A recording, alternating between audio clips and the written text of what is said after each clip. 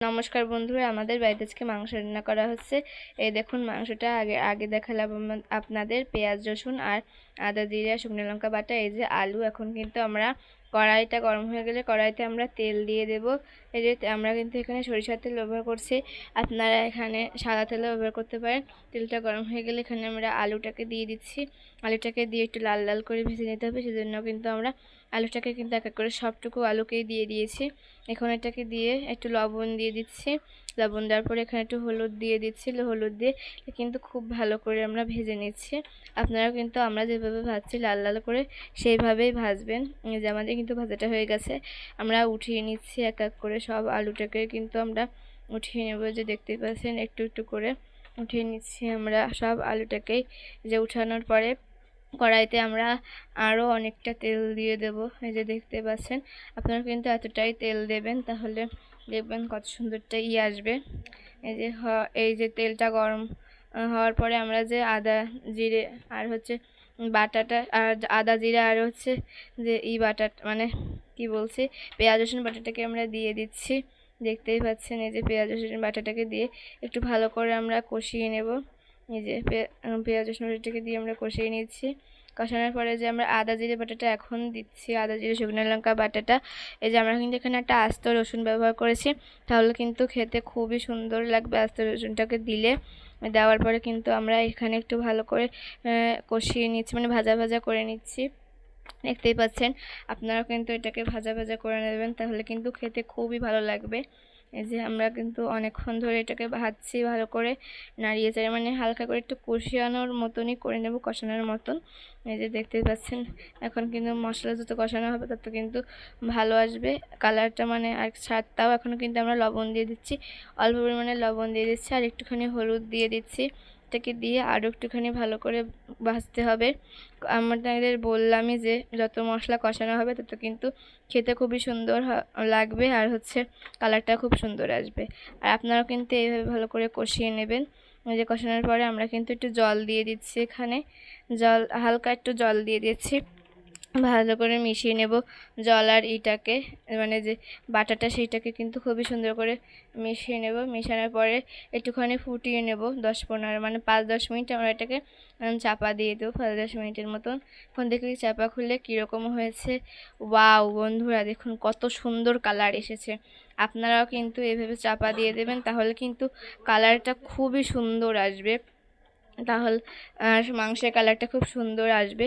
এটা হলে তো মাংসের কালারটাও খুবই সুন্দর আসে, আপনারা জানেনই তো।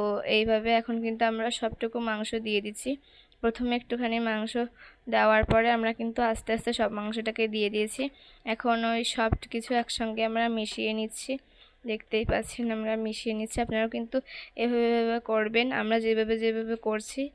যে তারপরে 15-20 মিনিট আমরা কিন্তু এটাকে কষাবো। আপনারা 15-20 মিনিটই কষাবেন। এখন আমরা হলুদ দিয়ে দিচ্ছি। হলুদ দেওয়ার পরে আমরা এখানে কিন্তু লবণ দিয়ে দেবো। হলুদ দেওয়ার পরে আমরা এখানে লবণ দিয়ে দিচ্ছি, আমাদের স্বাদ মতো আমরা লবণ দিচ্ছি। আপনার যতটুকু প্রয়োজন আপনারা ততটুকু লবণ দেবেন, আমাদের এটুকু প্রয়োজন তাই আমরা এইটুকু লবণ দিচ্ছি। তারপরে কিন্তু আমরা সব কিছুকে আবার ভালো করে মেশাচ্ছি। যেহেতু লবণ হলুদ দিয়েছি সেজন্য এটাকে কিন্তু খুব সুন্দর করেই মেশাচ্ছি। আপনারা কিন্তু এভাবে ভালো করে মিশিয়ে কষিয়ে নেবেন। এই যে কষানো কিন্তু আমাদের এখানে হয়েই গেছে, মানে হয়ে গেছে। আপনারা কিন্তু এভাবে 10-15 মিনিট মানে 20-30 মিনিট কষিয়ে নেবেন। এখন আমরা জলটাকে দিয়ে দিচ্ছি। আমরা কিন্তু কলিজাটাকে এখন ঝোলে মানে কষানো হয়ে গেলে দিয়ে দিচ্ছি, কারণ কলিজাটা যদি তখন দেওয়া হতো তাহলে কিন্তু কলিজাটা গলে যেত আর কলিজার কোনো চিহ্ন থাকতো না। এখন দিলে তাহলে কলিজাটা আস্তে আস্তে থাকবে। জল দেওয়ার একসঙ্গে 10-15 মিনিট ফুটিয়ে নেব। তারপরে এটাকে খুব সুন্দর করে নাড়িয়ে চাড়িয়ে ফুটিয়ে নেব। আপনাদেরকে বললামই এই যে ফোটানো কিন্তু হয়ে গেছে। এখন আমরা কিন্তু উঠিয়ে নেব মাংসটাকে। এখন কিন্তু আমরা যে ফোড়ন দেব সেজন্য কিন্তু আমরা উঠিয়ে নিচ্ছি। এখনই কিন্তু বন্ধুরা খুবই সুন্দর মাংসের কালারটা এসেছে, আর তখন রান্না করা হয়ে গেলে কত সুন্দর লাগবে। এখন আমরা শুকনো খোলায় ধনে দিয়ে দিচ্ছি। ধনে জিরে আমরা ভাজি করে নেব। প্রথমে আমরা ধনে দিয়ে নিয়েছি, তারপরে গরম মশলা আর যে এলাচটা সেই এলাচটাকে দিয়ে দিচ্ছি, দিয়ে খুব সুন্দর করে শুকনো খোলায় আমরা ভাজছি। পেঁয়াজ মানে যে জিরেটা সেটাকে একটু পরে দেব, এগুলোকে আগে ভেজে নিচ্ছি। এখন কিন্তু আমরা জিরেটাকেও দিয়ে দিচ্ছি। এইভাবে কিন্তু আপনারা ভেজে গুঁড়া করে দেবেন, তাহলে কিন্তু খুবই সুন্দর স্মেলটা আসবে। এখন কিন্তু আমরা এই যে উঠিয়ে নিচ্ছি, যে ভাজাটা হয়ে গেছে, এখন কিন্তু আমরা এটাকে উঠিয়ে নিচ্ছি। আপনারা কিন্তু এই যে এইভাবেই ভাজবেন, ভাজার পরে গুঁড়োটা করবেন। আপনারা কিন্তু মিক্সিতেও করতে পারেন, শিলনোড়ায় করতে পারেন। আমরা কিন্তু শিলনোড়ায় করছি। এই যে এখন আমরা তেল দিয়ে দিচ্ছি এখানে, আর একটুখানি তেল দেওয়ার পরে আমরা এখানে তেলটাকে গরম হয়ে গেলে আমরা কিন্তু তেলে দিয়ে দেব, যে দেখবেন জিরা আর হচ্ছে যে জিরা আর যে কাঁচা লঙ্কা। প্রথমে আমরা জিরাটাকে দিয়ে দিচ্ছি, জিরাটাকে দেওয়ার পরে আমরা কাঁচা লঙ্কাটাকেও দিয়ে দিচ্ছি, দিয়ে হালকা করে একটুখানি করে নেব, মানে নাড়িয়ে নেব হালকা করে। নাড়ানোর পরে আমরা এখানে কিন্তু উঠিয়ে নিচ্ছি, উঠিয়ে যে মাংসটা সেই মাংসটার পরে দিয়ে দিচ্ছি। আমরা যেভাবে করছি আপনারা কিন্তু সেইভাবে করবেন। তারপরে এটা করার পরে কিন্তু আমরা তেজপাতা দিয়ে দিচ্ছি। এই যে তেজপাতা দেওয়ার পরে আমরা কিন্তু এখানে মাংসটাকেও দিয়ে দিচ্ছি, একটু একটু করে কিন্তু আমরা সব মাংসটাকে আমরা দিয়ে দিচ্ছি। এই যে আমরা কিন্তু সবটুকু একসঙ্গে ঢেলে দিয়েছি। ঢেলে দেওয়ার পরে নাড়িয়ে চাড়িয়ে নিচ্ছি বন্ধুরা।